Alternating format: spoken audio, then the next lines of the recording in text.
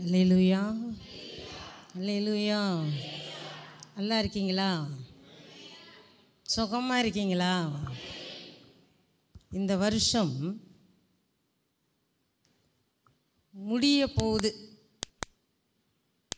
இந்த வருஷத்தை எதிர்பார்த்து நம்மெல்லாம் எப்படியெல்லாம் வாழ்ந்திருப்போம் இல்லையா? நான்லாம் உங்களை மாதிரி தான். நான்லாம் பெரிய ஆளெல்லாம் இல்லை. உங்களை மாதிரியே இங்கே உட்காந்துருந்து அப்புறம் தான் இங்கே நிற்கிறேன். எனக்கு ரொம்ப பிடிச்சது ஒன்று என்னன்னா, பெண்கள் மத்தியில் பேச எனக்கு ரொம்ப ரொம்ப பிடிக்கும். ஏன்னா நான் விசுவாசியாக இருந்த காலத்தில் அநேக பெண்களுக்கு கவுன்சிலிங் கொடுத்து டைவர்ஸ் ஆன நிலைமையில் இருந்த கூட குடும்பம் இன்றைக்கி ஊழியக்காரனாக இருக்குது. அல்லேலூயா. யோபுவை பார்த்து தேவன் சொன்னார். என்ன சொன்னார்? என்ன சொன்னார்? நீ உன் சிநேகிதனுக்காக ஜெபம் பண்ணினா உன் சிறையிருப்பை நான் மாற்றுவேன். அல்லேலூயா. என்னைக்குமே நாம் நம்மை குறித்து யோசித்து செயல்படாமல் நமக்கு பின்னாடி என்ன நடக்குது அப்படின்னு சொல்லி யோசிக்கணும். ஒரு விசுவாசிக்காக ஒரு விசுவாசி ஜெபிக்கணும். ஒரு விசுவாசி ஊழியக்காரனுக்காக ஜெபிக்கணும். ஒரு விசுவாசி தேசத்துக்காக ஜெபிக்கணும். தமிழ்நாட்டுக்காக ஜெபிக்கணும். ஒவ்வொருவருக்காக ஜெபிக்கணும். ஜெபிக்கும்போது தான் நமக்குள்ளே இருக்கிற சிறையிருப்பை தேவன் மாற்றுவார். அல்லேலூயா. ஆண்டவர் நமக்கு எல்லாருக்குமே சில வழிமுறைகளையும் காரியங்களையும் கொடுத்திருக்கிறார். இப்போ நான் பேசுகிறேன்ல, 15 நாளாக என் வாயை திறக்கலை. என்னைக்கு இங்கே நீங்கள் பிரசங்கம் வரணும் அப்படின்னு சொன்னாங்களோ அன்னைக்கே வாய்ஸு இல்லை. எங்கள் ஐயா ரொம்ப கஷ்டப்பட்டாங்க. எப்படியாச்சும் அந்த வாய்ஸ் என்ன செய்யணும். ஆமாம், அந்த நேரம் பார்த்து என் மகன் ஃபோன் அடித்தார். இப்போ சொன்னார்ல, 2 பசங்களை காட்டிலும் இந்த பையனை தான் நான் ரொம்ப நேசிப்பேன். அல்லேலூயா, அல்லேலூயா, அல்லேலூயா. ஏன்னா கர்த்தர் ஒரு ஊழியக்காரனாக மாற்ற, ஒரு ஊழியக்காரனாக அபிஷேகம் பண்ண ஆண்டவர் அந்த காரியத்தை எனக்குள்ளே வச்சதுனால தான். அல்லேலூயா, அல்லேலூயா. எங்கள் பையன் சொன்னார், நீங்கள் கவலையே படாதீங்கம்மா, நான் உங்களுக்காக ஜெபிக்கிறேன். நான் இங்கே வந்து நிற்கிற வரைக்கும் எங்கள் பையன் எனக்காக ஜெபம் பண்ணியிருக்கார். அல்லேலூயா. இன்றைக்கு நம்முடைய நிலை மாறணும், நம்முடைய சூழ்நிலை மாறணும், நம்முடைய குடும்பம் மாறணும், நம்முடைய தொழில் மாறணும். நம்மெல்லாம் அதானே நினைக்கிறோம். என்னைக்காச்சும் ஏன் ஆவிக்குரிய வாழ்க்கை மாறணும்னு என்னைக்காச்சும் நினச்சிருக்கோமா? மனுஷன் உபவாசிக்கும் போது காலையில் உபவாசிக்கிறது உபவாசம் அல்ல.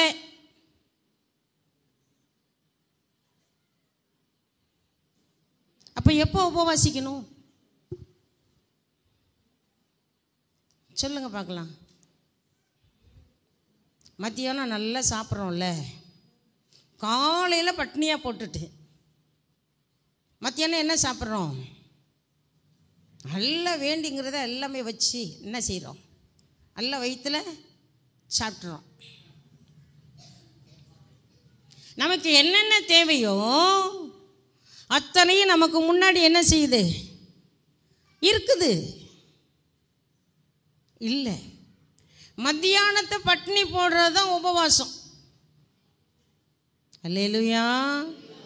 இருக்க முடியுமா? முடியும்னு சொல்கிறவங்களும் அல்லேலூயா சொல்லுங்க. முடியாதுன்னு சொல்கிறவங்களும் அல்லேலூயா சொல்லலாம்.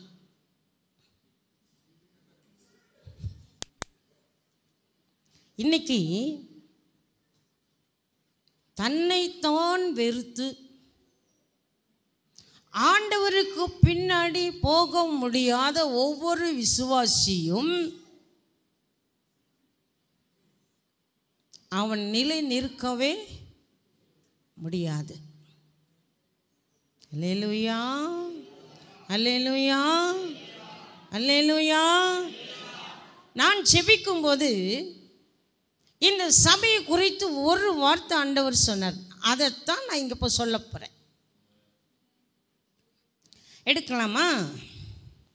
நீதிமொழியின் புஸ்தகம் 9ஆம் அதிகாரம் 1 வசனம்.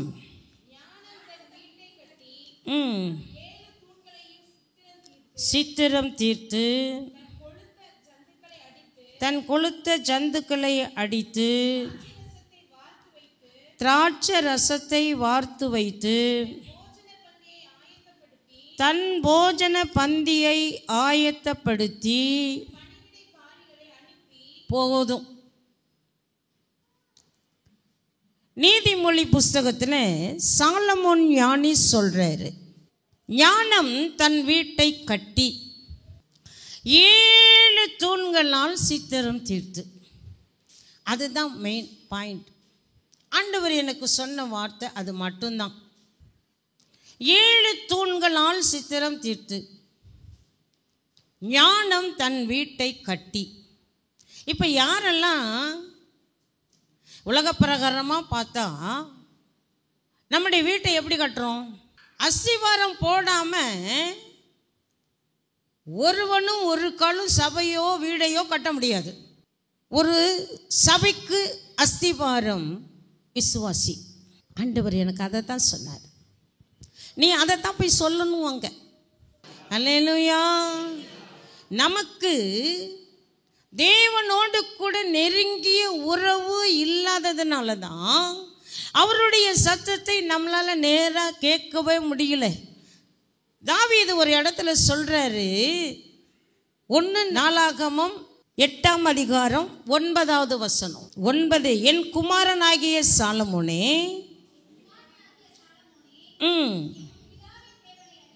அறிந்து உத்தம இருதயத்தோடும் உற்சாக மனதோடும் செவி. கர்த்தர் எல்லா இருதயங்களையும் ஆராய்ந்து அறிந்திருக்கிறார். அவரை நீ தேடினால் அவர் உனக்கு தென்படுவார். அவரை நீ விட்டீராயில் அவர் உன்னை விட்டு விடுவார். அவரை தேடினா அவர் உனக்கு தென்படுவார். அவரை நீ விட்டுட்டா அவர் உன்னை விட்டுடுவார்.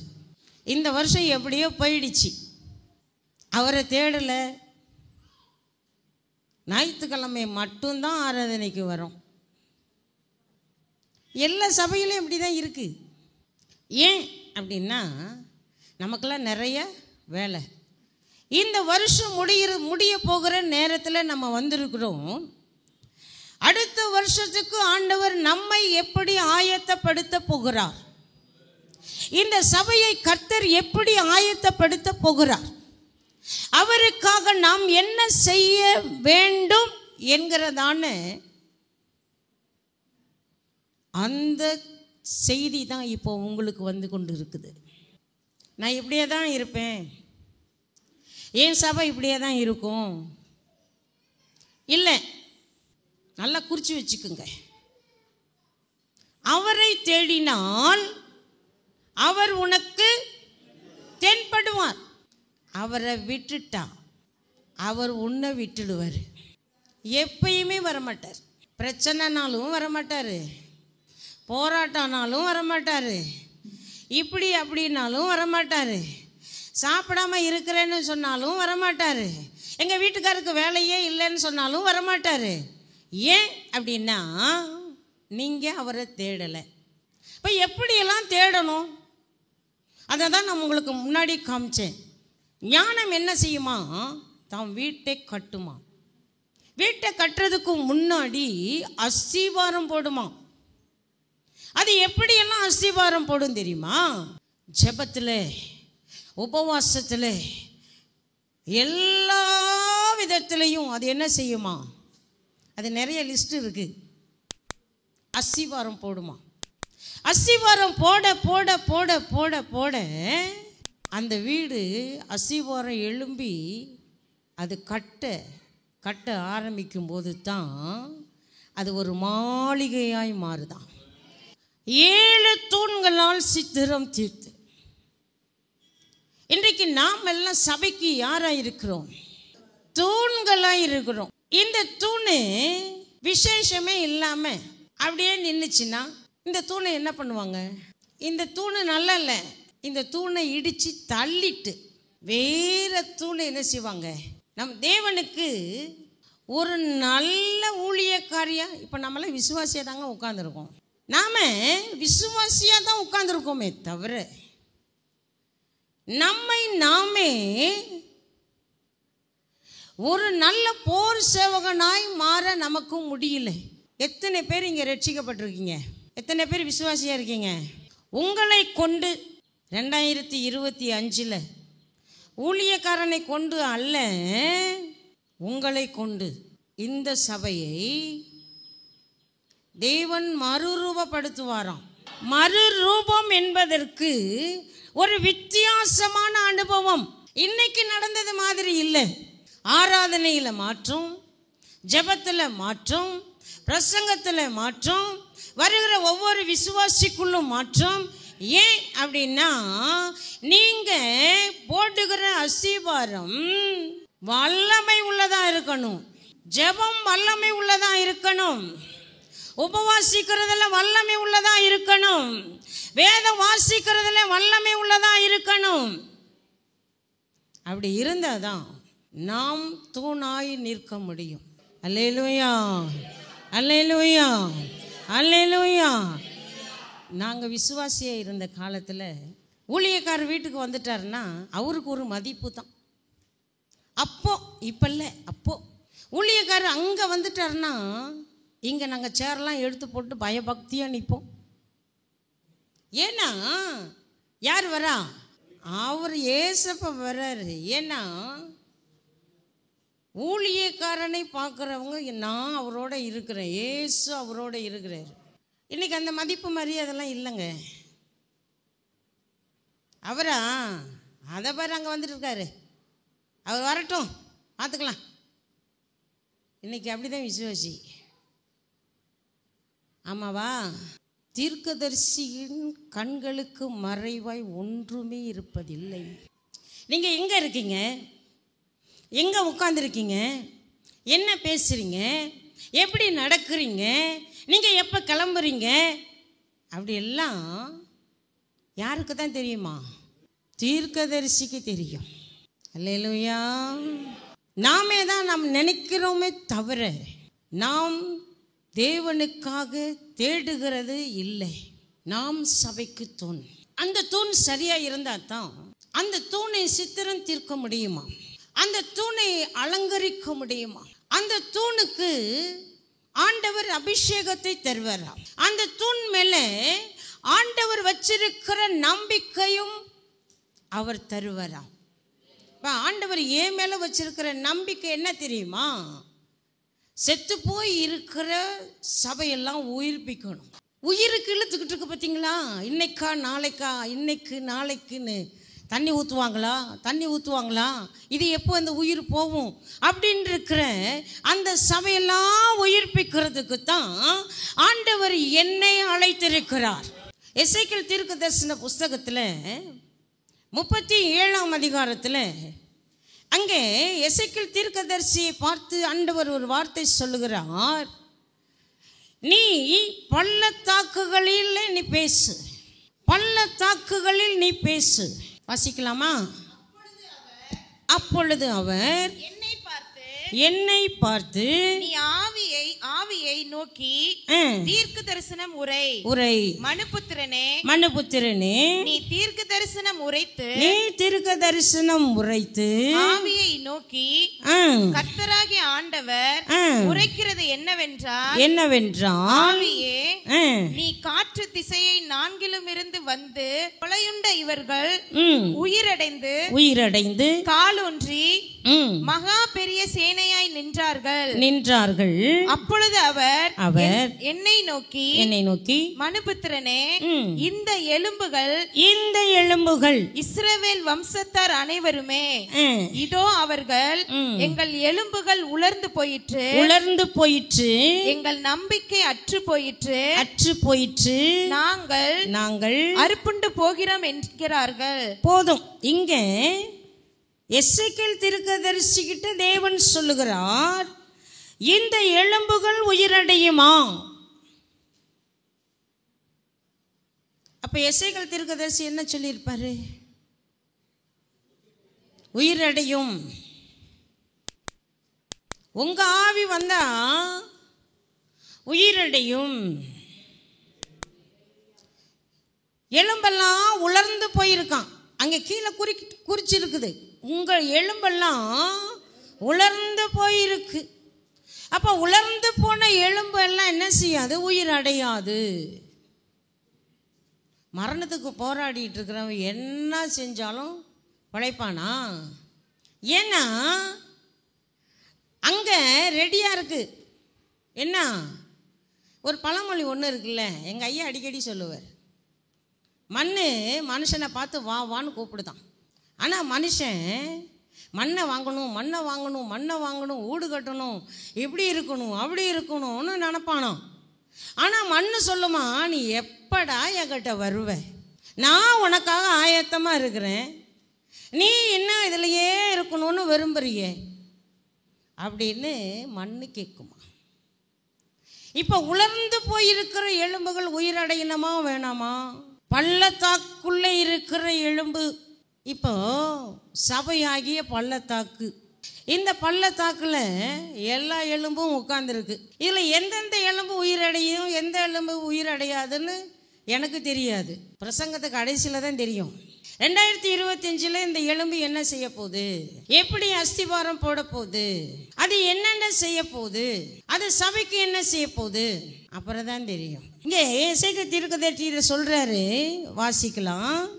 கர்த்தராகிய ஆண்டவர் இந்த எலும்புகளை நோக்கி இதோ நான் உங்களுக்குள் ஆவியை பிரவேசிக்க பண்ணுவேன், அப்பொழுது உயிரடைவீர்கள். பாஸ்டர் அடிக்கடி அவர் நினைச்சிட்டே இருப்பார், நம்ம விசுவாசிலாம் நமக்காக ஜெபிக்கிறாங்களா அப்படின்னு. ஊழியக்காரருக்குள்ள நிறைய ஞாபகங்கள். அவரை நீங்கள் நினைக்காதீங்க, நான் பார்த்தோன்னே அங்கேயே கண்டுபிடிச்சிட்டேன், பஸ் ஸ்டாண்டுலேயே.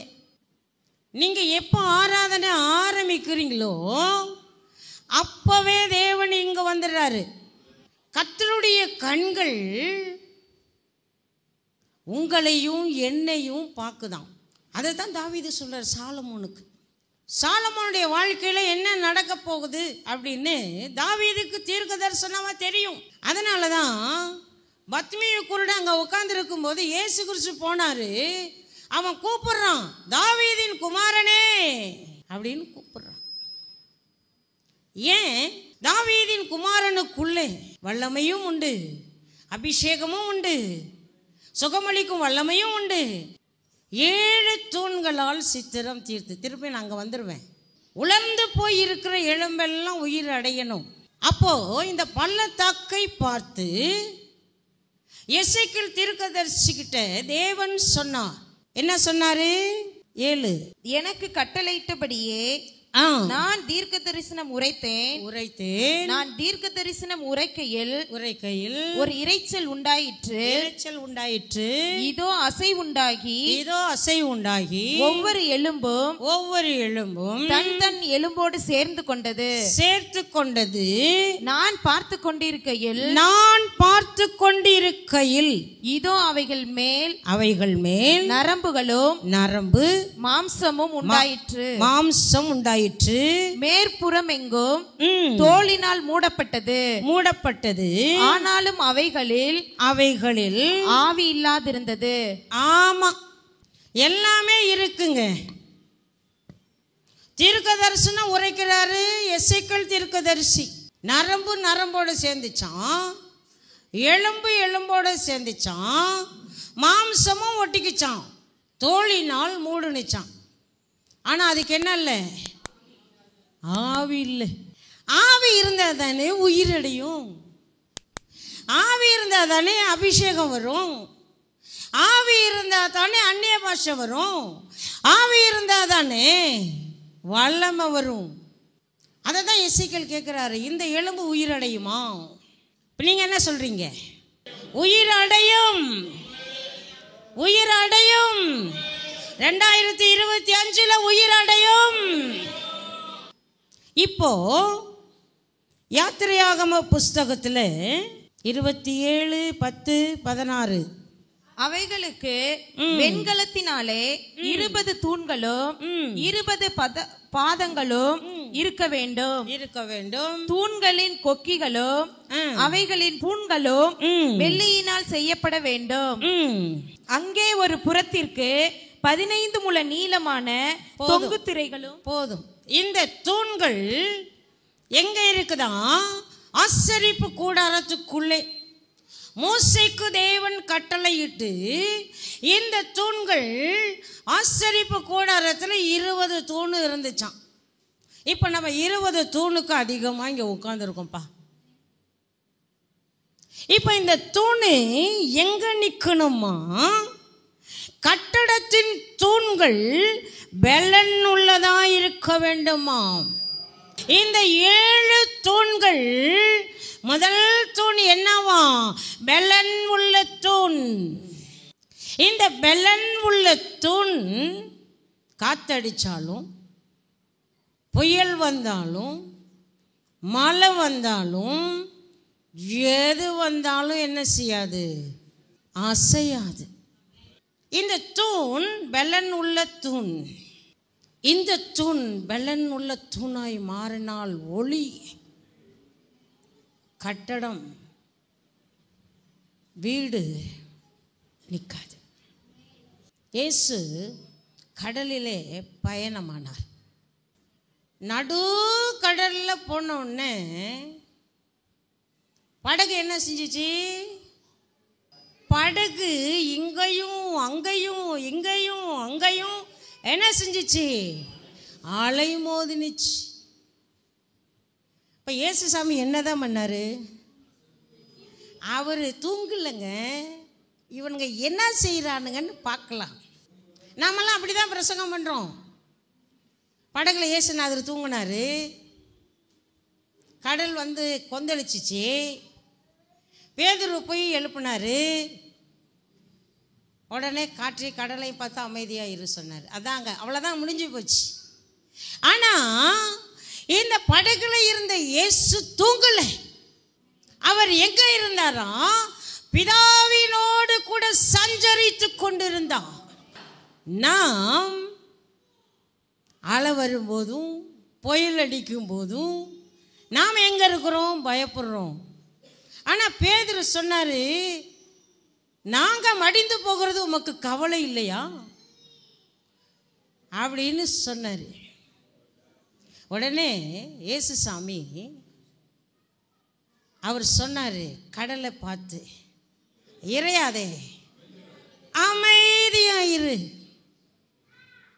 அப்பதான் அவங்களுக்கு தெரிஞ்சிச்சு, இவர் யாரோ, காற்றும் கடலும் இவங்களுக்கு கீழ்ப்படுகிறதே. ஏன் நமக்கு அந்த அறிவு நமக்கு இல்லை? சும்மா சாதாரணமாக இறையாத, அமைதியாரு, ஏன் நம்மளால சொல்ல முடியல? என்னங்க, ஞாயிற்றுக்கிழமை மெசேஜ் எல்லாம் முடிச்சுட்டு அநேகருக்கு விடுதலையின் அந்த ஆராதனை நடத்திட்டு வந்தால் திங்கக்கிழமை தொண்டையே திறக்க முடியலைங்க. அப்போது நான் என்ன செஞ்சேன் தெரியுமா? இப்போ சொன்னேன்ல, காற்றே கடலே இறையாதே அமைதியாயிரு. அப்படிதான் நான் சொன்னேன். உன்னை எனக்கு தெரியும், இப்படி தான் சொன்னேன். எங்கள் ஐயா தான் உட்காந்துருக்காங்க. உன்னை எனக்கு தெரியும், நீ யாருன்னு எனக்கு தெரியும். பேசாமல் இங்கேருந்து என்ன செஞ்சிரு, ஓடி போயிரு. இல்லை உன்னை என்ன செய்வேன்னு தெரியாது.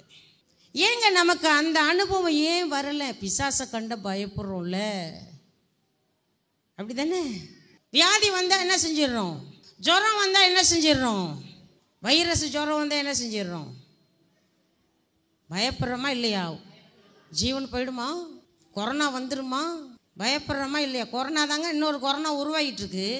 மனுஷன் கண்டுபிடிக்க முடியாத சூழ்நிலையில் ஒரு பயங்கரமான ஒரு வைரஸ் ஜுரம் வந்துகிட்டே இருக்கு. அல்லேலூயா. அதுக்கு என்ன மருந்து தெரியுமா? உங்களுக்கெல்லாம் ஜுரம் வந்துச்சுன்னா யார் வீட்டில் எல்லாம் பப்பாளி மரம் இருக்கோ அவங்க வீட்டில் மேலே இருக்க பார்த்தீங்களா கொழுந்து, அந்த கொழுந்தை பறித்து நல்லா மிக்சியில் கொஞ்சோண்டு தண்ணி விட்டு அரைச்சி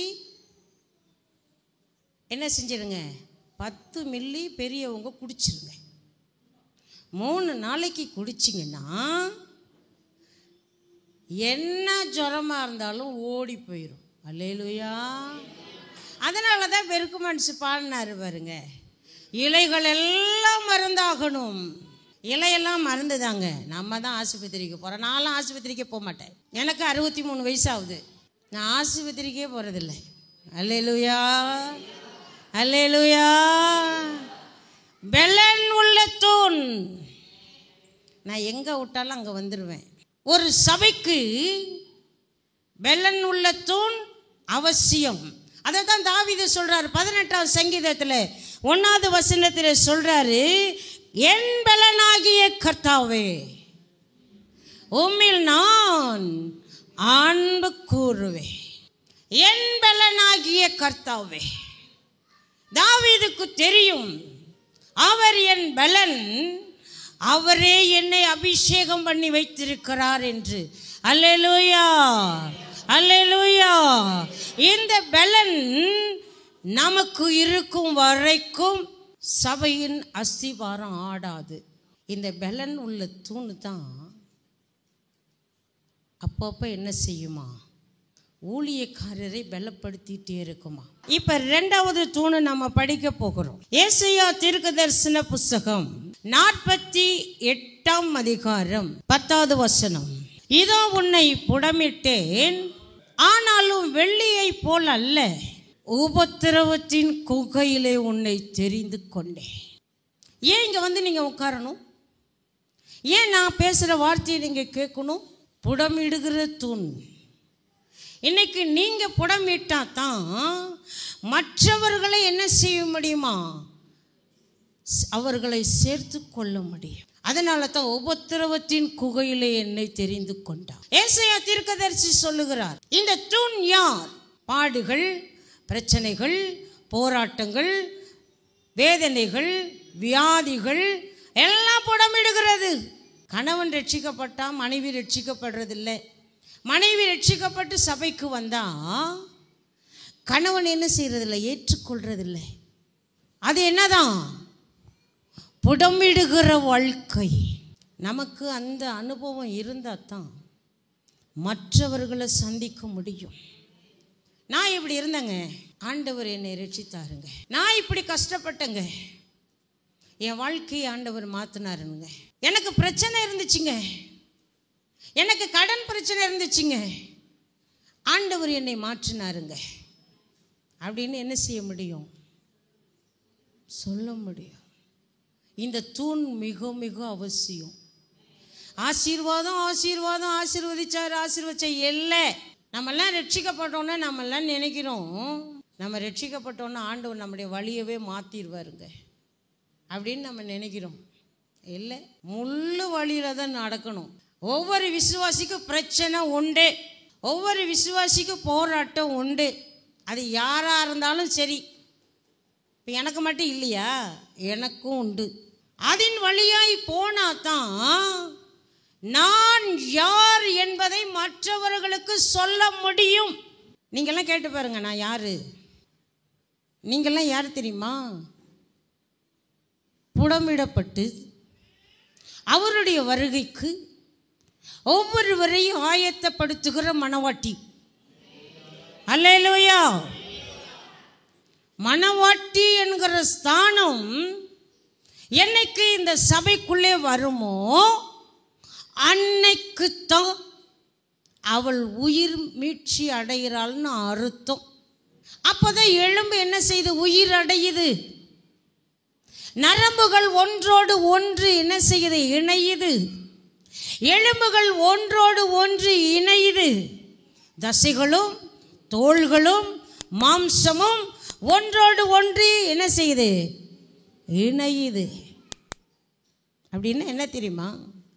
இங்கே இருக்கிற எலும்பு நரம்பு தசை மாம்சம் எல்லாமே இங்கே உட்கார்ந்துருக்குறீங்க. இப்போ நமக்குள்ளே என்ன வேணும்? அன்பு, ஐக்கியம், ஒருமனம், ஒற்றுமை, அபிஷேகம் வேணும். இயேசு கிறிஸ்துவின் ஆழத்துக்குள் ஒரு மனுஷன் கடந்து போவான், ஆனால் அவனுக்குள்ளே இத்தனை குணாதிசயங்களும் உண்டாகும். அல்லேலூயா, அல்லேலூயா. இன்றைக்கு நாம் நம்மை அறிந்து தெரிந்து கொள்ள வேண்டும். நான் யார்? ஒரு விசுவாசி, ஒரு தூண் புடமிடப்படாவிட்டால் அவளுக்குள் என்ன இருக்காது? நற்குணங்கள் இருக்காது, நற்கிரியைகள் இருக்காது, விசேஷமான காரியம் இருக்கவே இருக்காது. முதல் தூண் என்ன? பலனுள்ள தூண். இரண்டாவது தூண் புடமிட்டப்பட்ட தூண். மூணாவது தூண் சொல்ல போறேன். 75ஆம் சங்கீதம் 3வது வசனம். அதன் எல்லா குடிகளோடும் கரைந்து போகிறது, அதன் தூண்களை நான் நிலை நிறுத்துகிறேன். அதன் தூண்களை நிலை நிறுத்துகிறேன். இந்த தூண் எங்க நிக்குதான்? மண்ணில் நிக்குது, சபைக்குள்ளே நிக்குது. முதல்ல இந்த தூண் பலன், அநேகரை பலப்படுத்துகிற தூண், அநேகருக்கு ஜெபிக்கிற தூண், அநேகரை தட்டி எழுப்புகிற தூண். இரண்டாவது தூண் புடமிட்டப்பட்ட தூண். அது உபத்திரவத்தின் குகையிலே தெரிந்து கொள்ளப்பட்ட தூண். இந்த தூணுக்கு ஒரு நல்ல விசேஷமான காரியங்கள் உண்டு. அதனால தான் இந்த தூண் எங்க நிற்கணுமா? மண்ணிலே நிற்கணுமா? இந்த தூண் மண்ணில் நின்னா தான் அதுக்கு என்னது? அலங்காரம். இன்னைக்கு நாமளே நம்மை அலங்காரம் பண்ணிக்கிறோம். இல்லை, தேவனுக்காக ஒரு மனுஷன் திறப்பிலே நிற்கும் போது மட்டும்தான் அவனுக்கு அலங்காரம். அல்லேலூயா. அவன் எங்க நிற்கணுமா? மண்ணிலே நிற்கணும். இந்த தூணை கொண்டு ஆண்டவர் அநேக காரியங்களை செய்ய அவர் திட்டமாயிருக்கிறபடியால் நீ மண்ணில் நிற்கணும். மற்றவர்கள் என்ன எங்கே இருக்கிறார்கள் என்று புரிந்து கொள்ள முடியும். மண்ணிலே நிற்கும் போது தான் அலங்கரிப்பு. ஏன் என்னை இந்த இடத்துக்கு கொண்டு வந்தீங்க? என்ன கொண்டு ஆண்டவர் நீங்கள் என்ன செய்ய போறீங்க? உமக்காக நான் என்ன செய்யணும்? நான் இப்படியே இருக்கணுமா? மண்ணுக்கும் தூண்களுக்கும் வித்தியாசம் உண்டு. மண்ணையே பார்த்துட்டு போனோம்னா, உலகத்தையே பார்த்தோம்னா தூணுக்கு அர்த்தமே இல்லை. தூணா இருக்கிற நீனு உலகத்தை பார்க்கக்கூடாது. அதனால தான் அப்போஸ்தலனாகிய பவுல் சொல்றார், மாறுபாடான சந்ததியை விட்டு விலகி அசுத்தமானதை தொடாதே. ஏன்னா நீ தேவனுடைய ஆலயம். அல்லேலூயா. தேவன் உனக்குள்ளே வாசம் பண்ணுகிறபடியால். அடிக்கடி நான் எங்கள் ஐயாட்ட சொல்லுவேன், மனுஷன் இருக்கிறதையே கட்ட முடியல, இதுக்கு மேலே ஒரு புடவை ஒரு துணியா தேவையா? நம்ம என்னதான் செய்கிறோம் தெரியுமா? மண்ணுக்கு ஆசைப்படுறோம், மண்ணை நோக்கி போகிறோம், அங்கேயே நோக்கி நோக்கி நோக்கி நோக்கி என்ன செஞ்சுக்கிட்டே இருக்கோம், ஓடிக்கிட்டே இருக்கும். நீ மண்ணில் நிறுத்தப்படணும். நீ மண்ணில் நிறுத்தப்பட்டினா உனக்குள்ளே இருக்கிற ஆசையெல்லாம் சிலுவையில் அடிச்சிட்டேன்னு அர்த்தம். வாசிக்கலாமா? கலாத்தியர் 2ஆம் அதிகாரம் 20ஆம் வசனம் வாசிங்க டக்குன்னு. கிறிஸ்துவுடனே கூட சிலுவையில் அறையப்பட்டேன், ஆகிலும் பிழைத்திருக்கிறேன், இனி நான் அல்ல, அவரை எனக்குள் பிழைத்திருக்கிறார். அல்லேலூயா. என்னைக்கு உலகத்தை விட்டு, ஆசைகளை விட்டு, ஆசை இச்சைகளை விட்டு, என்னைக்கு தேவனோடு கூட நெருங்கி வந்தோமோ அன்னைக்கே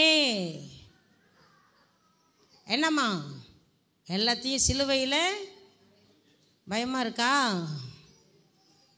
இல்லை. நல்லா ட்ரெஸ் பண்ணலாம், ஆனால் தேவையில்லாததை எல்லாம் என்ன செஞ்சிடணும், நவுத்திடணும். மண்ணுக்கும் தூணுக்கும் வித்தியாசம் நிறைய உண்டு, புடமிடப்படுகிற அனுபவம் உண்டு. அவன் எப்போதுமே அந்த மண்ணில நிலையாய் நிற்கணும். அல்லேலூயா, அல்லேலூயா, அல்லேலூயா. உலகத்தானுக்கும் உங்களுக்கும் வித்தியாசம் வரணும். உங்களை பார்க்குற அவிவிசுவாசி சொல்லணும், இவர்கள் தேவனுடைய பிள்ளைகள். அல்லேலூயா, அல்லேலூயா. இன்றைக்கு அவர்களுக்கும் நமக்கும் வித்தியாசமே இல்லாத ஒரு நிலையில தான் இன்னைக்கு பெந்தேகோஸ்தே சபையெல்லாம் தள்ளப்பட்டு கொண்டு இருக்கிறது. அவர் என்ன செய்ய என்னை அழைத்தார்? அவர் ஏன் என்னை தெரிந்து கொண்டார்? அவர் ஏன் என்னை வேறு பிரித்தார்? அல்லேலூயா. இன்னொரு தூண் சொல்றேன், வாசிக்கலாம். நீதிமொழியின் புஸ்தகம் 10ஆம் அதிகாரம் 9வது வசனம் வாசிங்க. உத்தமமாய் நடக்கிறவன் பத்திரமாய் நடக்கிறான், கோலனான வழியில நடக்கிறவனோ என்ன படுவானா? கண்டுபிடிக்கப்படுவான். உத்தமமாய் நடக்கிறவன் பத்திரமா இருக்கான். இந்த தூண் என்ன தூண்?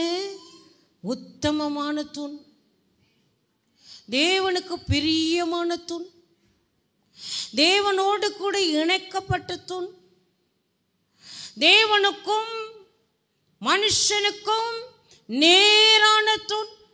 ஒரு மனுஷனை அல்லாமல் தேவன் எதையுமே செய்ய மாட்டாராம். அல்லேலூயா. உங்களை இல்லாமல் தேவன் ஒன்றும் செய்ய மாட்டார். விசுவாசிக்கிறவங்களாம் அல்லேலூயா சொல்லுங்க. 2025 வருஷத்துக்கு தீர்க்க தரிசனமாக கர்த்தர் பேசுகிற வார்த்தை, உங்களை கொண்டு ஆண்டவர் செய்ய போகிற காரியம். உத்தமமாய் நடக்கிறவன் பத்திரமாய் நடக்கிறான். இந்த தூணுக்கு பேர் என்ன தெரியுமா? உத்தமமான தூண், சரியான தூண். அது எல்லாத்தையும் தாங்கும், சகிக்கும், மன்னிக்கும், பொறுக்கும், எல்லாமே செய்யும். உத்தமமான தூண். அதுக்குள்ளே கசப்பு இருக்காது, அதுக்குள்ளே வைராக்கியம் இருக்காது, அதுக்குள்ளே கோபம் இருக்காது, அதுக்குள்ளே மூர்க்கம் இருக்காது, அதுக்குள்ளே பகை இருக்காது, அதுக்குள்ளே வஞ்சகம் இருக்காது. அது என்னவா? உத்தமமான தூண். உத்தமமாய் நடக்கிறவர்கள் பத்திரமாய் நடக்கிறார்களாம். கர்த்தர் உங்களை அப்படி உத்தமமாய் செய்ய உங்களை ஆண்டவர் தூக்குகிறார். இன்னைக்கு நம்ம என்ன செய்யணும்? யார் மேலேயாவது கசப்பு வெறுப்பு இருந்தா மன்னிக்க முடியல. இவங்க செஞ்சது என்னால் சகிக்க முடியலங்க, நான் இவங்களை மன்னிக்கவே மாட்டேன் சொல்கிறோமா இல்லையா? உடனே போய் என்ன செய்யுங்க, ஒப்புரவாகுங்க. அப்போ தான் நீங்கள் ஜெபிக்கிற ஜெபம் கேட்கப்படும். உத்தமமாய் நடக்கிறவன் பத்திரமாய் நடக்கிறான். அடுத்தது ஒரு தூண் வாசிக்கலாம். 2 நாளாகமம் 3:15 போதும். இங்கே 17ஆம் வசனத்துக்கு வந்தீங்கன்னா 2 தூண் இருக்கா. அந்த தூணுக்கு என்ன பேர் வைக்கிறாராம் சாலமோன்? ஒன்றுக்கு யாகின் என்னும், ஒன்றுக்கு போவாஸ் என்னும் பெயர். இந்த 2 தூண் எங்கே நிற்குது? தேவாலயத்துக்கு முன்னாடி. ஏன் அப்படின்னா இந்த தூண் எல்லாரையும் தாங்கி நிற்குதான். அல்லேலூயா, அல்லேலூயா. இந்த தூணு தான் தாங்கி நிற்குதான். எதை தாங்கி நிற்குது? எதை தாங்கி நிற்குது? சபையை. இந்த தூணுக்கு ஆண்டவர் கொடுக்கிற பேர் என்ன தெரியுமா? யாகின் என்றால் அவர் நிலை நிறுத்துகிறவர். அவர் நிலை நிறுத்துகிறாராம். எங்க? சபையிலே. சபையிலே நிலை நிறுத்துகிறாராம்.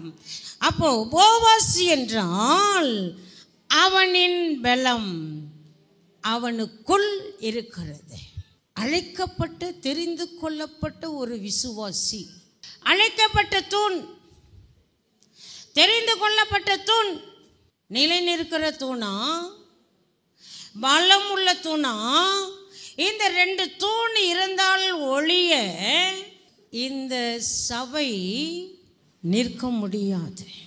இன்றைக்கு நாம் நம்முடைய வாழ்க்கையில் ஒன்று உபத்திரத்துக்குள்ளே புடமிடப்பட்டவைகளாய், பலம் உள்ளவைகளாய், மாம்சத்துக்குரிய தூணாய் இல்லாமல் தேவனுக்கும் மனிதனுக்கும் நடுவே இருக்கிற தூணாய், தேவனோடு கூட நெருக்கமாய் இருக்கிற தூணாய், அபிஷேகம் நிறைந்த தூணாய், அனல் உள்ள தூணாய், சபையை கட்டுகிற தூணாய், நேரான தூணாய் நாம் சபையிலே நிலை நிற்போமானால் இந்த தூண் எங்கே போகக்கூடாதான்? பாபிலோனுக்கு போகக்கூடாது. நான் முன்னாடியும் பின்னாடி கடைசி வந்துட்டேன். இந்த தூண் எங்கே போகக்கூடாது? பாபிலோன் போகக்கூடாது. பாபிலோனு போனுச்சுன்னா இந்த தூண் என்ன செஞ்சிருமா? எல்லாத்தையும் இழந்துரும், எல்லாத்தையும் இழந்துரும். பாபிலோன்னா நான் முன்னாடியிலேருந்து அதான் சொல்கிறேன், மண்ணுக்கும் தூணுக்கும் வித்தியாசம். இந்த தூண் பாபிலோன் போனுச்சுன்னா பாபிலோனில் நிற்கவே முடியாது. அவன் ரட்சிக்கப்பட்டதற்கு அவனுக்கு வித்தியாசமே அர்த்தமே இல்லை. விசுவாசிக்கும் அவிசுவாசிக்கும்னா இல்லை. அவிவிசுவாசி எப்படி இருக்காங்களோ விசுவாசி அப்படியே. இன்றைக்கு நாம் பிரிந்து வரணும். ஏன் பிரியணும் அப்படின்னா, அப்போ தான் தேவன் நம்மகிட்ட என்ன சொன்னாரோ அந்த காரியத்தை கரெக்டாக செய்வார். இப்போ ஆண்டவர் பேசின எல்லா வார்த்தையும் நீங்கள் கேட்டுட்டு இங்கேருந்து அப்படியே போயிட்டீங்கன்னா அடுத்த வருஷம் செயல்பட முடியாது. இவங்க சொன்னாங்களே, இவங்க வந்து பிரசங்கம் பண்ணாங்களே, ஒன்றுமே நடக்கலையே, அதுக்கு நான் பொறுப்பு இல்லை, நீங்கள் தான் பொறுப்பு. அல்லேலூயா, அல்லேலூயா. இன்றைக்கு 7 தூண்களால் சித்திரம் தீர்த்து ஞானம் தன் வீட்டை கட்டி. இது பெரிய சப்ஜெக்ட். ஞான வீட்டை கட்டணும். ஒரு மனுஷனுக்கு அர்ப்பணிப்பே இல்லை அப்படின்னா அவன் வாழ்க்கையில் ஒன்றுமே செய்ய முடியாது. எப்படி அர்ப்பணிக்கிறது? அதுக்கு 7 காரியங்கள் இருக்குது. இப்போ நான் 7 தூணை பற்றி சொன்னேன். இந்த அர்ப்பணிப்புலேயும் 7 காரியங்கள் இருக்கான். அதுக்கெல்லாம் நான் பிரசங்கம் பண்ண மாட்டேன், அப்படியே சொல்லிட்டு போயிடுவேன். அர்ப்பணம். இப்போ முதல்ல எங்கே அர்ப்பணிக்கணுமா? இருதயத்திலே விசுவாசித்து ஒப்பு கொடுத்து அர்ப்பணிக்கணும். அவரை விசுவாசிக்கிறவன் எவனும் பிழைப்பான், ஒப்புரவாகுவான், மற்றவர்களை மன்னிப்பான். உணர்வுகள் நம்முடைய இருதயத்தில் என்ன வேணும்? உணர்வு இல்லாத அர்ப்பணிப்பே இல்லை. இப்போ இந்த சொல்லப்பட்ட ஒவ்வொரு கர்த்தர் பேசின ஒவ்வொரு வார்த்தையும் எனக்குள்ள என்ன இருக்கு, நான் எப்படி என்ன செய்யணும் ஆண்டவரே என்று இந்த உணர்வு யாருக்குள்ள இருக்கணும்? வார்த்தையை கேட்ட உங்களுக்குள் இருக்கணும். அது எங்க விசுவாசிக்கணுமா? இந்த உணர்வு நமக்குள்ளே தேவனோடு கூட இருக்கிற அன்புக்குள்.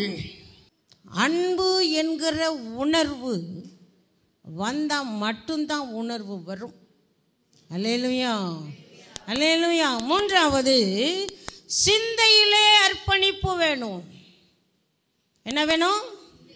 சிந்தையிலே. இன்றைக்கு நம்முடைய வாழ்க்கையில் நிறைய சிந்தனை, எல்லாமே சிந்திக்கிறோம், எல்லாம் சிந்திக்கிறோம், நிறைய சிந்திக்கிறோம். நம்முடைய சிந்தனைக்கும் அளவே இல்லை. வீட்டில் போய் உட்காந்தா நிறைய சிந்தனை. இந்த சிந்தனையில் ஒரு அர்ப்பணிப்பு இல்லை. ஆண்டவரே, நான் இப்படி தான் இருப்பேன், உமக்காக நான் வாழுவேன், உமக்காக என்னை ஒப்பு கொடுப்பேன், உமக்காக என் குடும்பத்தை ஒப்பு கொடுப்பேன், உமக்காக என் பிள்ளைகளை ஒப்பு கொடுப்பேன் அப்படின்ற சிந்தனை நமக்குள்ளே வரணும், ஒரு அர்ப்பணிப்பு. நாலாவது, பலம், நடக்கைகள். நம்முடைய நடக்கையில் அர்ப்பணிப்பு. பரிசுத்தம் இல்லாமல் ஒருவனும் தேவனை தரிசிக்கவே. இன்றைக்கு நம்மை ஆராய்ந்து பார்க்கும். இது கடைசி நாள், இது கடைசி நாள், கொடிய காலங்கள். நாம் எப்படி இருக்கிறோம்? என்னுடைய நடக்கை எப்படி இருக்கு? பரிசுத்தமாக இருக்கிறேனா? பரிசுத்தமாக ஜீவிக்கிறேனா?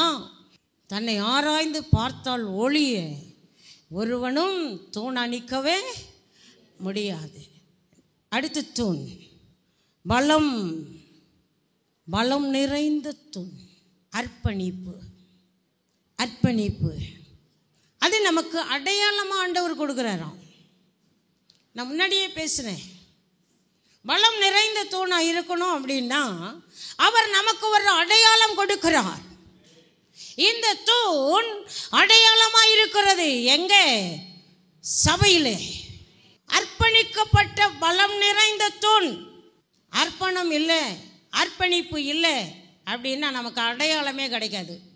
அடுத்தது, மனதை கீழ்ப்படிதலுக்கு அர்ப்பணிக்கிற தூண். நம்முடைய மனசு எங்கெல்லாம் சிந்த ஒரு பக்கம் ஓடுனுச்சுன்னா மனசு ஒரு பக்கம் ஓடும். அதனால தான் ஏசாயா தீர்க்கதரிசி சொல்கிறார், 2 நினைவுகளால் குந்தி குந்தி நடக்காத. மனதை ஒரே பக்கமாக வச்சுக்கணும். இங்கே போகலாமா, அங்கே போகலாமா, இங்கே நிற்கலாமா, அங்கே நிற்கலாமா, சபைக்கு போகலாமா வேணாமா, ஆராதனைக்கு போகலாமா வேணாமா, உபவாச ஜபத்துக்கு போகலாமா வேணாமா. பாஸ்டர் கேட்க மாட்டார், இல்லை, மனதை ஒரு நிலைப்படுத்தணும். நீங்கள்லாம் யார் தெரியுமா? தெரிந்து கொள்ளப்பட்ட பாத்திரங்கள்.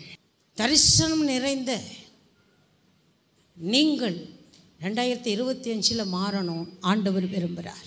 கடைசியாக நான் ஒன்று சொல்ல போகிறேன். சுயம். நம்முடைய வாழ்க்கையில் இருக்கிற சுயத்தை அர்ப்பணிக்கணும். நிறைய சுயம் நம்முடைய வாழ்க்கையில் இருக்குங்க. சுயம், நான் என்கிற சுயம், என்னால் தான் முடியும் என்கிற சுயம். அது என்னைக்கு நம்மை விட்டு போகுதோ அன்னைக்கு தான் தூணாய் மாற முடியும்.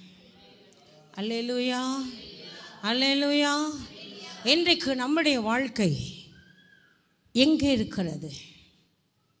இன்றைக்கு நம்முடைய வாழ்க்கை எங்கே இருக்கிறது? இன்றைக்கு நம்முடைய வாழ்க்கை யாரை தேடி எங்கே நிற்கிறது? நம்மள எழும்புவோமா? எழுப்பி நிற்போம், அர்ப்பணிக்கலாம். நான் யார்? நான் யார்? நான் அவருக்காக என்ன செய்ய போகிறேன்? அவருக்கும் எனக்கும் என்ன தொடர்பு? ஜெபிக்கிறவனை தேடி தேவன் வருவார். முழங்காலில் நிற்கிறவனை தேடி தேவன் வருவார். முழங்காலில் நிற்கிற ஒவ்வொரு விசுவாசியும் ஆண்டவர் தூணாய் நிறுத்துகிறதற்கு அவர் இங்கே வந்திருக்கிறார். அங்கே வந்திருக்கிறார். அவர் இந்த இடத்துல இருக்கிறார்.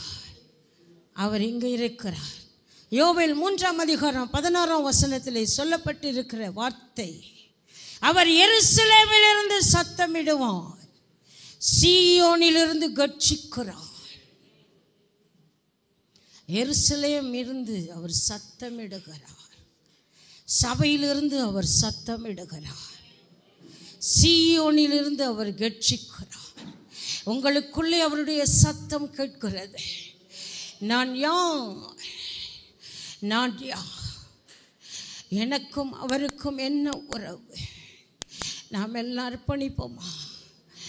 சொல்லப்பட்ட அந்த 7 வார்த்தை, ஆண்டவரே நான் என்னை நானே ஒப்புக் கொடுக்கிறேன். வாயை திறக்கலாமே, வாயை திறக்கலாமே. யாரும் அமைதியாக இருக்கக்கூடாது. யாரும் அமைதியாக இருக்கக்கூடாது. யாரும் அமைதியாக இருக்க இங்கே வரல. எல்லாம் ஒப்பு கொடுக்கலாம். ஆண்டவரே என்னை நீர் எதற்காக தெரிந்து கொண்டீர் என்பதை, எதற்காக என்னை நீர் அழைத்தீர் என்பதை, எதற்காக என்னை வேறு பிரித்தீர் என்பதை எனக்கு நீர் இப்ப வெளிப்படுத்தி இருக்கிறீர். அந்த நோக்கத்தை நான் நிறைவேற்றுகிறதற்கு என்னை ஒப்பு கொடுக்கிறேன் என்று சொல்லுங்க.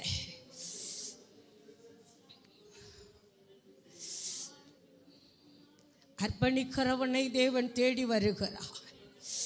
அர்ப்பணிக்கிறவனை தேவன் தேடி வருகிறார். அவர் ஒவ்வொரு பக்கமாய் வருகிறார். அவர் தொடுகிறார். ஒவ்வொருவரையும் தொடுகிறார். ஒவ்வொருவரையும் தொடுகிறார். அர்ப்பணிக்கிறவர்களை தொடுகிறார். அர்ப்பணிக்கிறவர்களை தொடுகிறார். எனக்குள்ளே இப்படி இருக்கிறதே, இந்த சூழ்நிலை இருக்கிறதே, என்னால் முடியலையே, என் பாரம் இப்படி இருக்கிறது, என் குடும்பம் இப்படி இருக்கிறது, என் சூழ்நிலை இப்படி இருக்கிறது, எப்படி ஆண்டவரே என்று கேட்கிற உன்னை பார்த்து ஆண்டவர் சொல்லுகிறார், பயப்படாதே,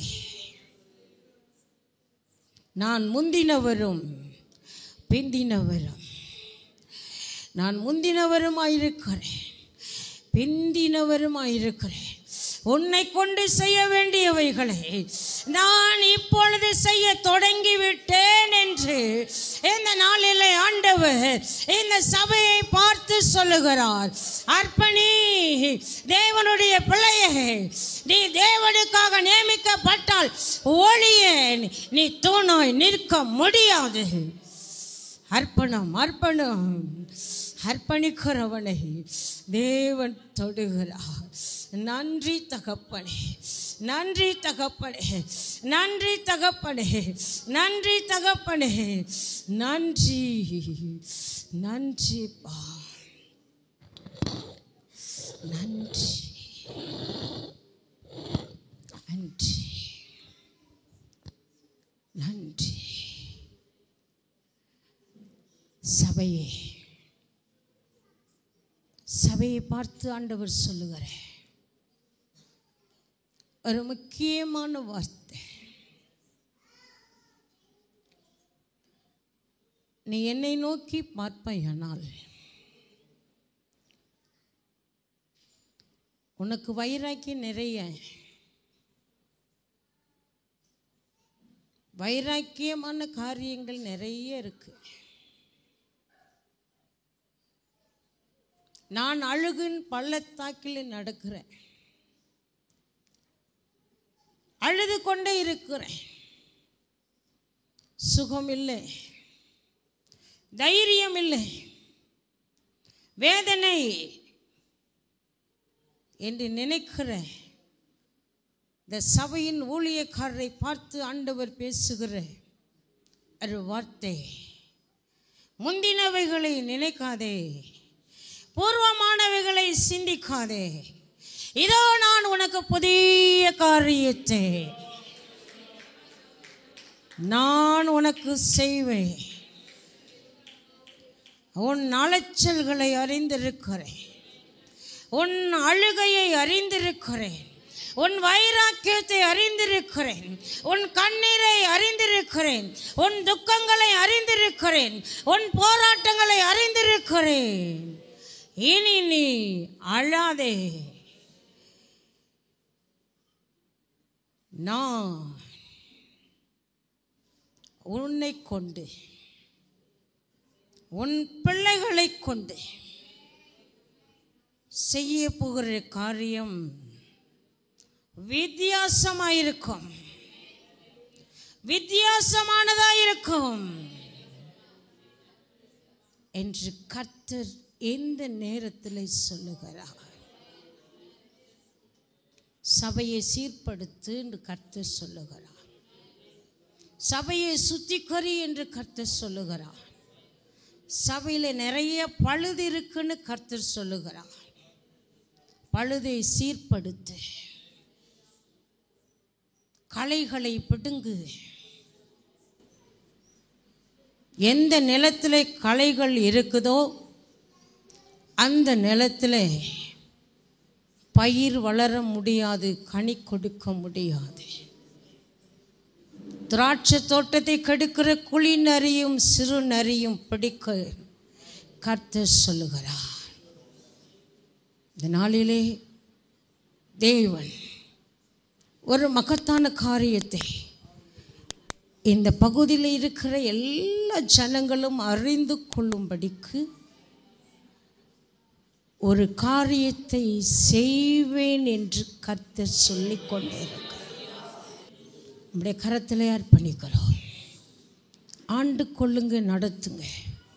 நீங்கள் பேசின ஒவ்வொரு வார்த்தைக்காக நன்றி. இயேசு கிறிஸ்துவின் மூலம் பிதாவே.